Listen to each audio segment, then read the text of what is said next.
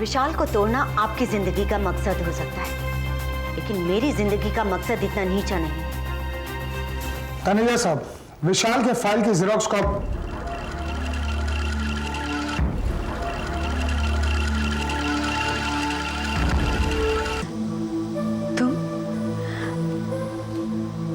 तो क्या तुम भी मिस्टर तनेजा से मिले हुए हो? देखा तुम्हें? वो सब साजिश थी। वो हमला, वो फाइल का गुम होना, सब साजिश थी। मिस्टर तनेजा, आप एक बुरे इंसान हैं, इसका सबूत तो आप पहले ही दे चुके हैं, लेकिन आज ये भी साबित कर दिया आपने कि आप निहायत ही डरपोक और कमजोर इंसान हैं, जो अपना इरादा पूरा करने के लिए किसी दूसरे के कंधे पर बंदूक रखकर वार करता है। देखिए, जिससे आप कमजोरी कह रही हैं, उसे मैं अक्लमंदी कहता हूं मैडम। मैंने आपके कंधे पर बंदूक रखकर गोली चलाई और आप मेरे खिलाफ कुछ नहीं कर सकती, कुछ भी नहीं। कौन सुनेगा आपकी? पुलिस सबूत मांगती है और विशाल, वो आपकी बात पर कितना भरोसा करता है, ये दुनिया जानती है मैडम। कोई मुझ पर भरोसा करे ना करे, लेकिन मुझे अपने आप पर पूरा भरोसा है, और आपको सबक सिखाने के लिए इतना ही काफी है।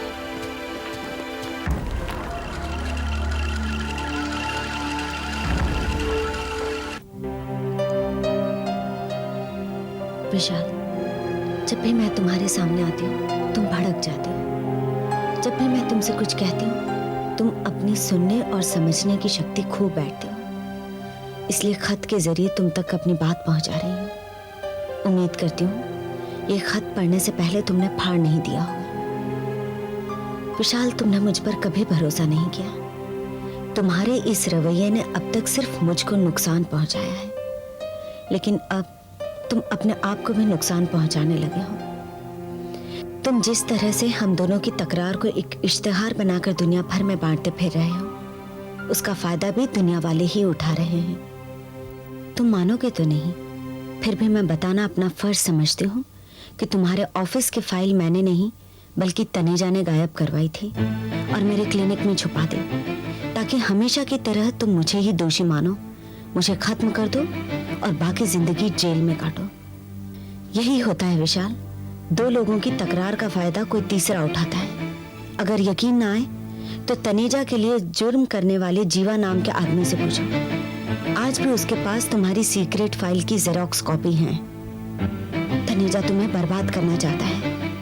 वो मुझे अपनी जमीन की उलझनों से छुटकारा भी तुमसे बदला लेने के लिए दिलाना चाहता है।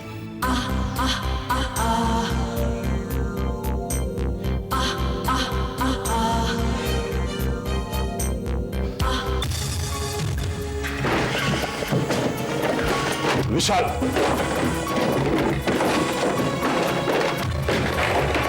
विशाल, ये क्या कर रहे हो तुम? अब क्या चाहिए तुमको? छोड़ोगे?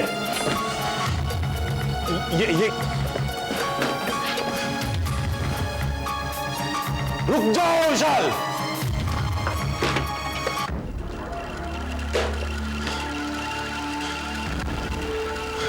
रुक जाओ विशाल।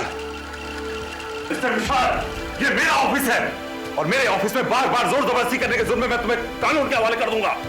कानून के हवाले तो मैं तुम्हें करूंगा। अगर ये ऑफिस तुम्हारा है तो मेरी फाइल तुम्हारे ऑफिस में क्या करेगी? तुम मेरा कुछ नहीं कर सकते, कुछ भी नहीं।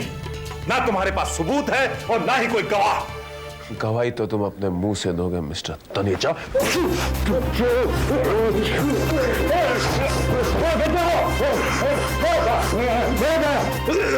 तनेजा, सरिता पर मेरे नाम से हमला तूने करा था। बोल हाँ, बोल।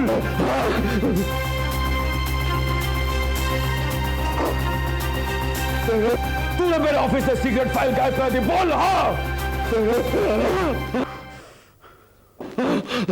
अब तू यही बयान पुलिस में देगा। मुझे माफ कर दो विशाल, मुझे पुलिस के हवाले मत करो। मुझे माफ करो विशाल।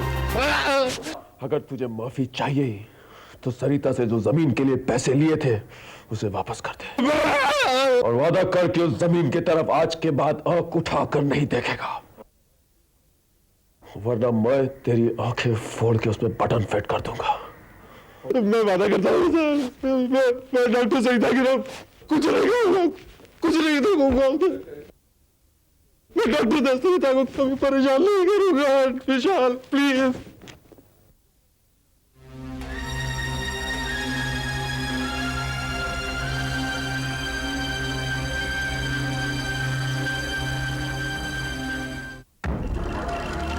टावर,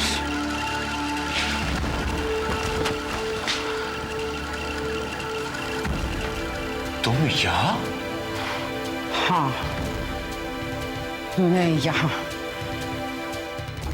मुझे बर्बाद करके जेल में पनाह ले ली।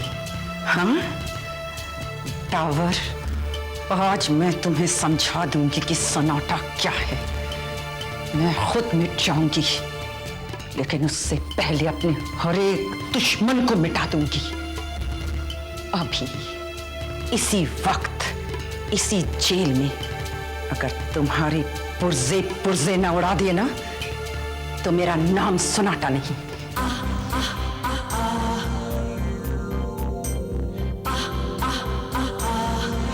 ये क्या है सन्नाटा? सन्नाटा नहीं मैडम, सन्नाटा। ये एक बम है जो तड़प रहा है तुम पर फूटने के लिए।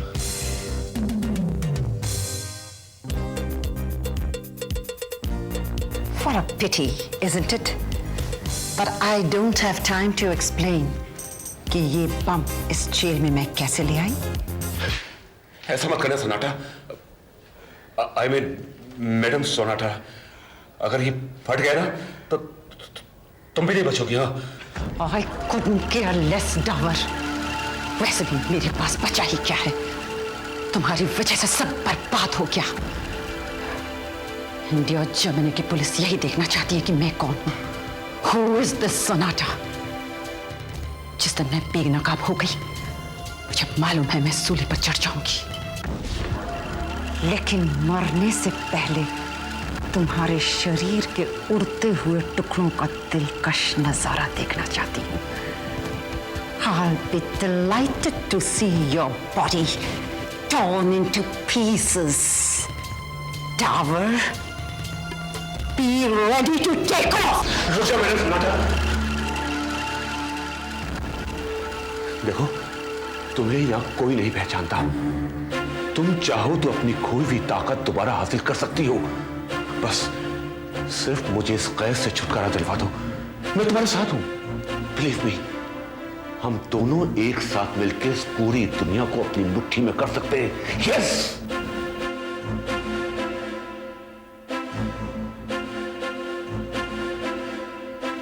चलिए मैडम, मुलाकात का वक्त खत्म हो चुका है।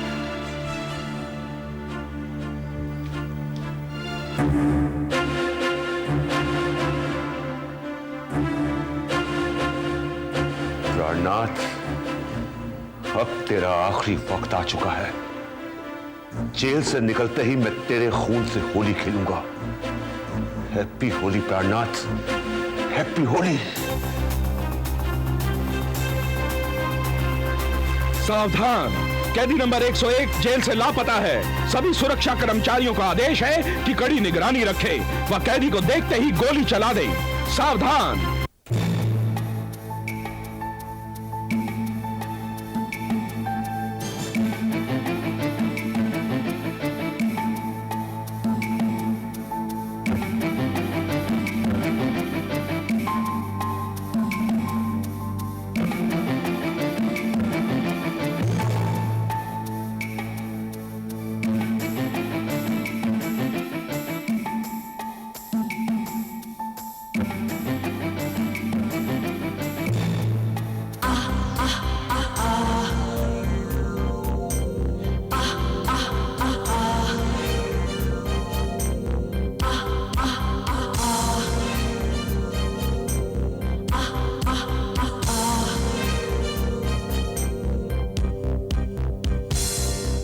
कहां गई थी तुम?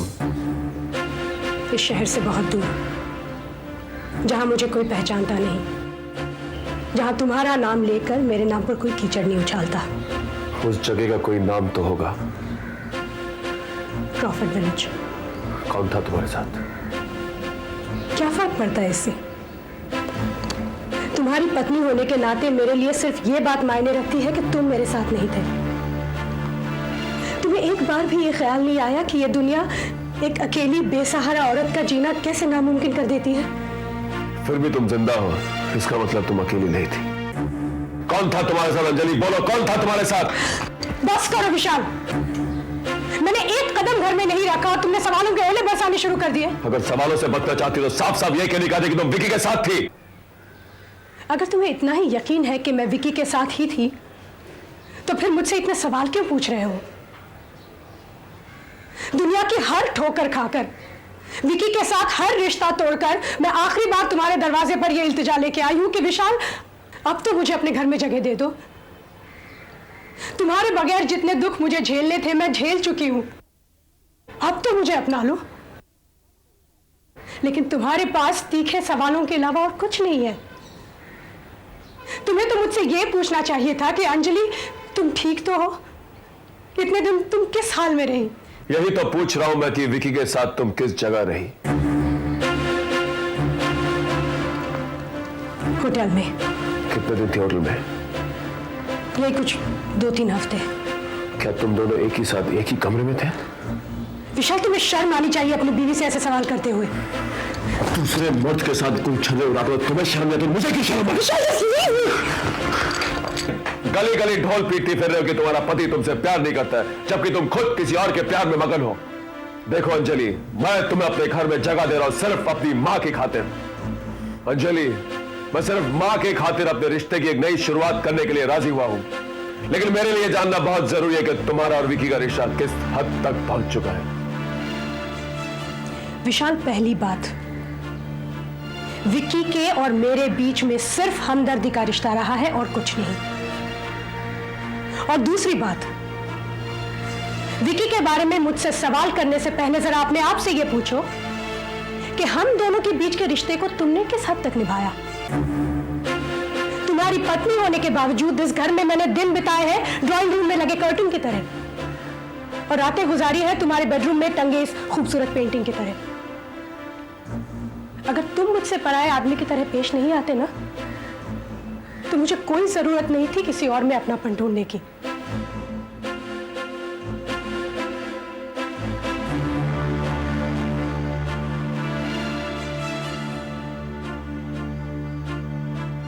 What rubbish are you talking, Dabur?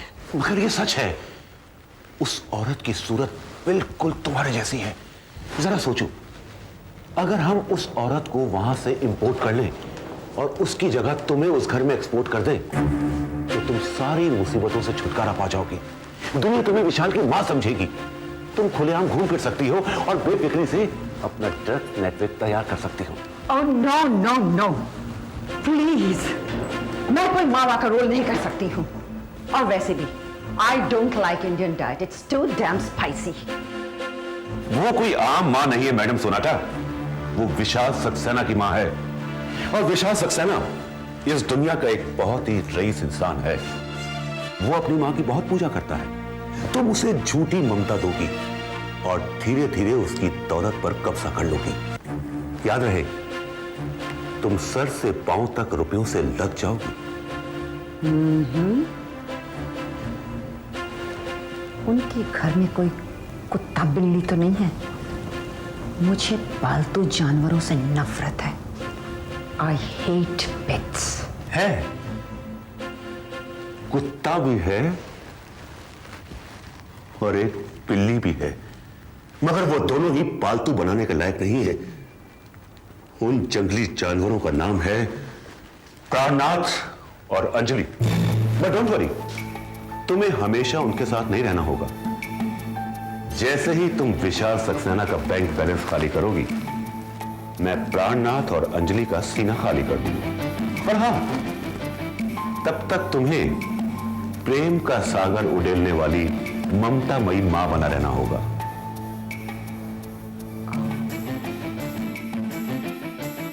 Okay. Okay. That's fine, लेकिन उससे पहले मुझे उस बुढ़िया के चाल ढाल सीखनी होगी। दांत वात तो सही सलामत है ना? मैं तेरे दिल की हालत समझ सकती हूँ बहू। जिस प्यार के सहारे तूने अपना सारा जीवन विशाल के नाम कर दिया, विशाल के दिमाग में उस प्यार की धुंधली सी छवि भी नहीं है। पर बहू, विशाल पत्थर दिल नहीं है। बस उसके पिछले रिश्तों ने उसके दिल को जख्मों से इतना घायल कर दिया है कि अब वो हर रिश्ते में कड़वाहट ही कड़वाहट देखने लगा है।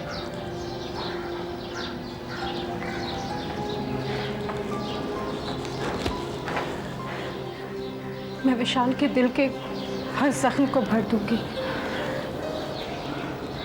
मुझसे उनका दुख देखा नहीं जाता। बहू, अगर तू विशाल को सच्चे दिल से चाहती है तो मेरी एक बात मानेगी? ये आप क्या कह रही हैं माँ जी? भला मैं आपकी बात कैसे टाल सकती हूँ? वादा कर, तू मेरी बात को टालेगी नहीं। मैं वादा करती हूँ। मुझे इस घर में रौनक लाने वाला नन्हा दुलारा खिलौना चाहिए।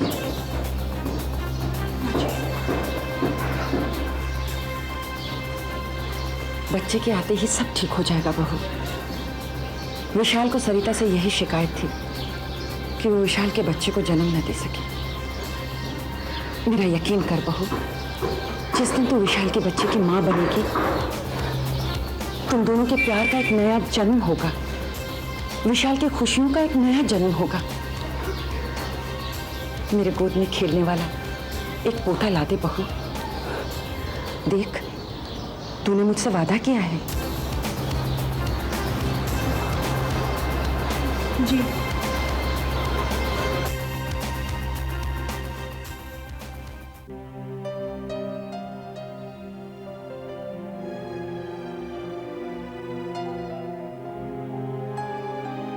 तुमने कहा था कि मेरी जिंदगी में कभी कदम मत रखना, इसलिए खत भेज रहा हूं। तुमने हमेशा मुझ पर इल्जाम लगाया कि तुम पर यकीन नहीं करता। जब मैंने तुम पर शक किया कि तुमने नक्सिर होम की खातिर अपने बच्चे का कत्ल किया, तुमने मुझे कभी यकीन दिलाने की कोशिश नहीं की कि मैं गलत था। इस बार पहली दफा तुमने मुझे यकीन दिलाने की कोशिश की कि तनेजा हम दोनों की तकरार का नाजायज फायदा उठा रहा है, और मैंने तुम्हारी इसी कोशिश की बुनियाद पर तनेजा के इरादों को चकनाचूर कर दिया है। अब वो तुम्हें कभी परेशान नहीं करेगा। माफी के तौर पर तनेजा तुम्हारे पैसे लौटा रहा है। अब तुम्हें उसे कभी और पैसे देने की जरूरत नहीं पड़ेगी। ये रकम कबूल कर लो सरिता। आज तक हम दोनों जब एक दूसरे से मिले, नफरत और कड़वाहट से मिले, और जब कभी ना मिलने का फैसला किया है, कम से कम एक अच्छी भावना के साथ बिछड़ तो सकते हैं।